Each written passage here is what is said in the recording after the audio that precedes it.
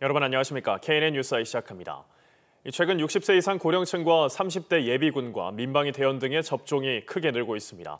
하지만 아직까지 접종을 받지 못한 경우도 많은데요. 네, 특히 10대와 20대 또 40, 50대 접종은 언제쯤 이뤄질지 관심이 높습니다. 이태훈 기자가 취재했습니다. 접종자 수가 늘면서 부산의 1차 접종률은 25.6%, 경남은 23.4%에 이릅니다. 4명 중 1명이 접종을 마친 셈입니다. 60세에서 64세까지는 44.5%, 65세에서 74세까지는 62.6%, 75세 이상은 82.1%를 접종하셨습니다. 경남은 75세 이상 접종률이 81.6%에 이릅니다. 30세 이상 예비군과 민방위 대원 등을 대상으로 한 얀센 접종률은 부산, 경남 모두 60%에 육박합니다. 50대의 경우 빠르면 다음 달부터 접종이 시작될 것이라는 전망이 나오고 있습니다. 얀센 접종 대상이 아닌 30대 여성과 40대의 접종 시기는 아직 정해지지 않았습니다. 정부의 3분기 예방접종 계획은 오는 17일 발표될 예정입니다. 실제로 40대, 50대가 아무래도 자녀들도 조금 많고 이제 가정에서 좀 활동 그리고 외부에서 활동도 가장 많은 그런 어떤 세대라고 생각을 합니다. 그래서 좀 빠르게 그리고 백신을 맞을 수 있었으면 좋겠습니다. 여기다 30세 미만은 혈전증 우려로 아스트라제네카와 얀센 백신 접종마저 불가능한 상황입니다. 화이자나 모더나 등 다른 백신 수급이 원활히 이루어져야 10대와 20대의 접종이 가능할 것으로 보입니다. 예비군 이런 것도 다 포함되는데 만 29세 이하여서 지금 못 맞고 있는 상황입니다. 네. 한편 부산에서는 9명, 경남은 5명의 코로나19 새 확진자가 발생했습니다. KNN 이태훈입니다. 백신 권고량의 6배를 주사하거나 엉뚱한 백신을 접종하는 잘못된 코로나19 백신 접종 사례가 잇따르고 있습니다. 정부가 대책 마련에 나선 가운데 부실 접종 가능성이 있으면 의료기관의 접종 위탁을 해지할 수도 있다고 밝혔습니다. 정기영 기자입니다. 진주시의 한 의원입니다. 지난 11일 여성 예비군 50대 A씨는 여기서 얀센 백신을 맞을 예정이었습니다. 그런데 A씨가 맞은 백신은 아스트라제네카. 병원이 실수로 다른 백신을 접종한 겁니다. 전산상에서 딱 얀센으로 돼 있는 걸 정확하게 확인을 하는 절차가 좀 잘못된 것 같긴 하거든요. 병원이 독극물을 주사한 것도 아니지 않느냐고 해명한 것으로 알려져 논란이 더 커지기도 했습니다. 전북 부안에서는 얀센 백신을 권고량의 6배 주사해서 5명이 중환자실에 입원했고, 인천에서는 아스트라제네카 백신을 권고량의 절반만 주사하는 등 오접종이 잇따르고 있습니다. 백신 접종이 가속도가 붙는 시기에 오접종이 잇따르자 의료사고 우려와 함께 집단 면역 조기 형성에 차질이 생기지 않을까 하는 걱정도 나옵니다. 오접종 사례는 현재까지 전국에서 105건. 정부는 백신별로 개인 식별 표시를 하거나 동선을 분리하는 등의 대책을 내놨습니다. 예진 접종 시에 접종 대상자와 접종의 종류 그리고 접종 용량을 단계별로 확인해서 접종하도록 조치를 강화하고 있습니다. 정부는 오접종이 또 벌어질 가능성이 있거나 접종이 어려운 의료기관은 접종 위탁을 해지하기로 했습니다. KNN 정기영입니다. 네, 보이스피싱이 갈수록 진화하고 있습니다. 이제는 발신번호를 조작하는 이른바 중계기를 차량에 싣고 다니면서 수사기관의 추적을 따돌리는 사례도 등장하고 있습니다. 김민욱 기자가 보도합니다. 도주하는 승합차를 경찰이 추격합니다. 붙잡힌 도주 차량 안에는 발신번호를 조작할 수 있는 이른바 중계기가 실려 있습니다. 보이스피싱 일당은 중국 콜센터에서 걸려오는 070 인터넷 전화를 잘 받지 않는 점을 피하기 위해 010으로 번호를 바꿔왔습니다. 차량에 실린 중계기가 실시간으로 이동하다 보니 기지국도 계속 바뀌어 추적이 어려웠습니다.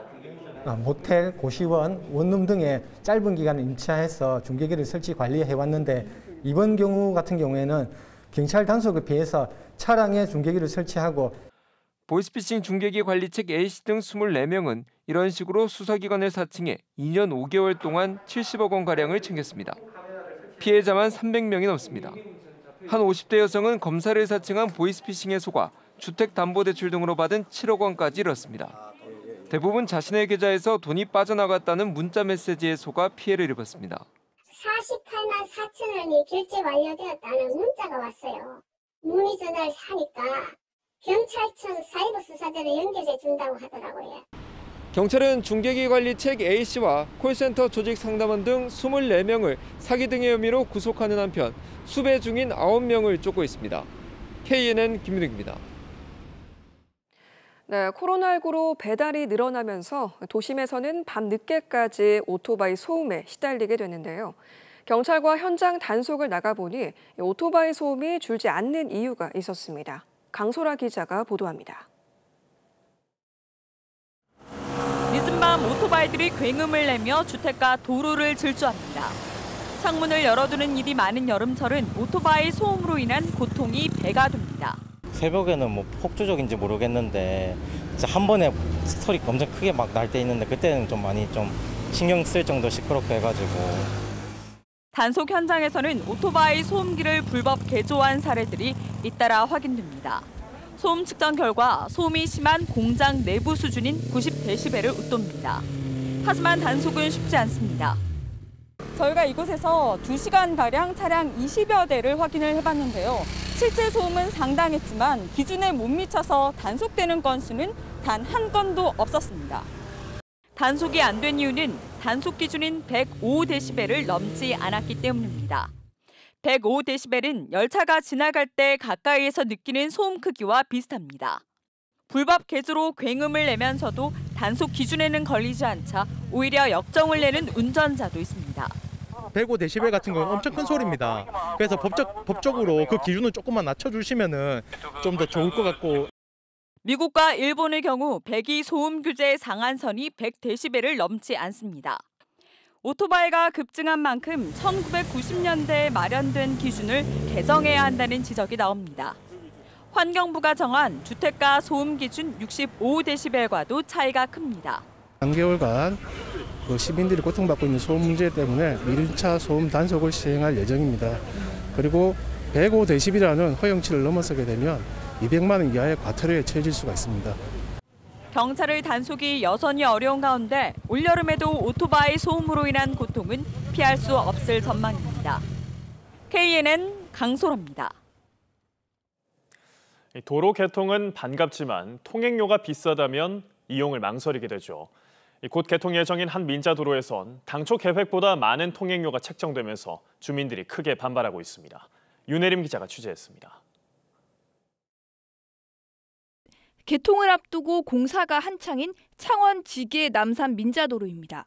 북면 지계리에서 시작해 동읍 남산리까지 연결하는 길이 5.4km의 도로입니다. 도로가 개통하면 북면에서 혼잡한 창원시가지를 거치지 않고 바로 경남도청과 창원시청 등 시내 중심지로 연결됩니다. 통행 시간도 10분 정도 단축됩니다. 당장 다음 달 말 개통 예정이지만 문제는 통행료입니다.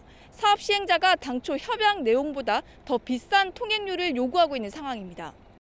2007년 창원시와 협약 당시 소형차 기준으로 1,100원이었던 통행료를 1,500원대로 올려달라고 한 것입니다. 그동안 물가 상승률과 공사 지연에 따른 추가 비용이 포함된 가격이라는 설명입니다. 하지만 도로 개통의 효과를 기대했던 지역 주민들은 거세게 반발하고 있습니다. 지역 주민들에게 또한 우리 창원 시민에게 그 통행료로 증가를 해서 물가 상승률을 저희들에게 부과한다는 것은 맞지 않다. 이걸 강력하게 이야기하고 싶습니다. 창원시가 공개 토론회까지 마련했지만 통행료 인상에 대한 해법을 찾지는 못하고 있습니다. 민자도로 운영기간 연장 등 통행료를 낮출 수 있는 방안이 3가지, 4가지 정도가 있는데 그게 잘 협의가 되어가지고요. 우리 시민들이 수용할 수 있는 그런 적정 통행료로 반드시 도로 개통이 되어야 된다고 생각을 하고 있습니다. 마창대교도 통행료 논란이 여전한 가운데 비싼 통행료가 도로 개통에 따른 효과를 무색하게 만든다는 지적입니다. KNN 윤혜림입니다.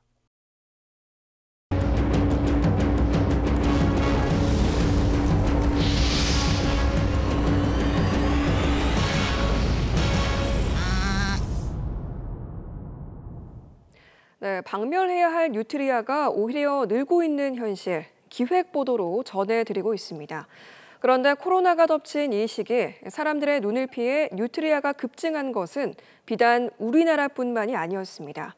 뉴트리아로 인한 인수공통 감염병 가능성까지 제기되면서 이대로 놔둬도 되는 건지 불안감이 커지고 있습니다. 표준규 기자가 보도합니다. 지난해 9월 미국 텍사스의 한 공원. 수십 마리의 뉴트리아가 공원을 점령했습니다. 코로나19로 사람들 발길이 줄고 관리가 소홀한 사이 급증했습니다.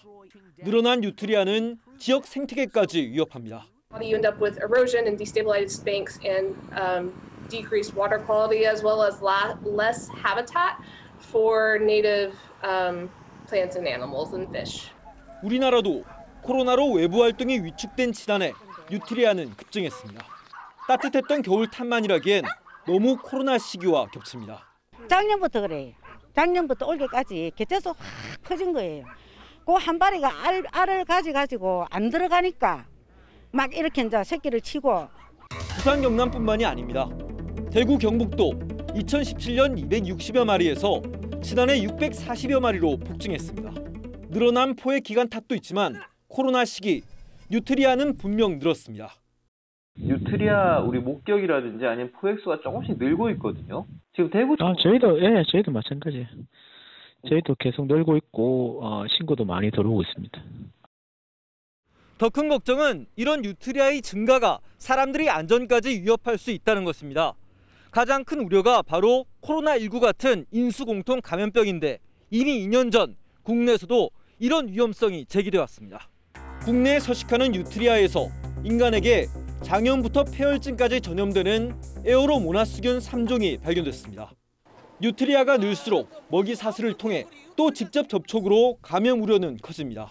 외부 이런 진드기와 같은 어떤 매개할 수 있는 질병을 매개할 수 있는 개체들이 존재할 수 있기 때문에 그런 위험성은 충분히 존재한다고 볼 수 있죠. 새롭게 제기된 감염병 우려 외에도 농작물 피해, 제방과 보해 파손, 자연 생태계 붕괴 등도 피할 수 없습니다. 코로나로 인간이 움츠린 동안 조용히 그 숫자를 불려간 뉴트리아는 우리가 모르는 사이 우리의 삶과 자연까지 위협하고 있습니다. KNN 표준규입니다.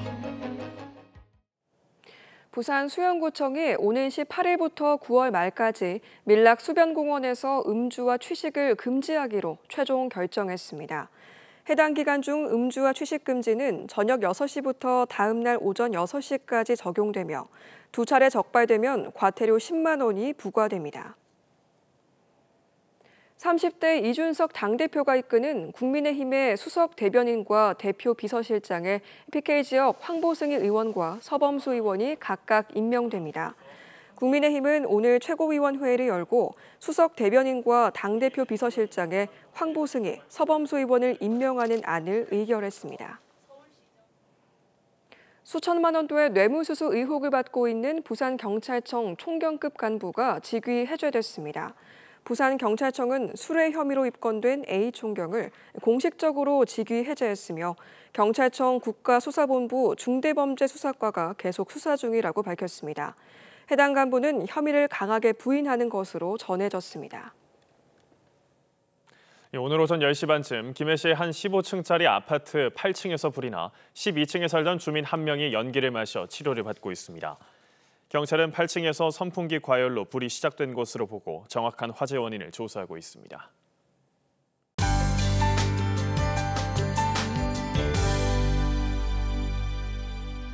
내일 출근길에는 우산을 챙기셔야겠습니다. 오전에 경남 서부부터 비가 오기 시작하겠는데요.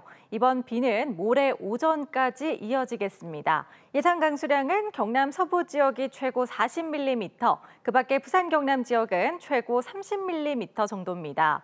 또 구름이 볕을 가리면서 낮 기온도 오늘보다 낮아서 비교적 선선하겠습니다. 바다 안개가 유입되면서 해안을 중심으로는 짙은 안개로 가시거리 짧은 곳이 많겠습니다. 교통 안전에 유의해 주시기 바랍니다. 내일은 오전에 제주와 호남부터 비가 시작돼서 전국으로 확대되겠습니다.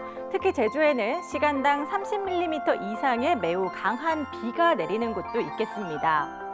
내일 아침 기온은 오늘과 비슷하거나 약간 낮겠는데요. 낮 기온은 오늘보다 2, 3도 정도 낮을 것으로 예상됩니다. 낮 최고 창원은 23도, 거제는 24도, 밀양과 창녕은 25도로 예년 이맘때 기온을 살짝 밑돌겠습니다.